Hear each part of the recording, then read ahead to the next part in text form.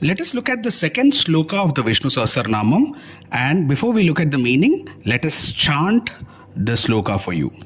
Bhupadau yasya nabhirviyada suranilachandra suryocha netre karnavashaha shiraudyau mukamapi dahano yasya vasteyamadbihi అంతస్తం యస్య విశ్వం సురనరఖగో భోగిగంధర్వదైత్యైః చిత్రం రమ్యతే తం త్రిభువనవభుషం విష్ణుమీశం నమామి.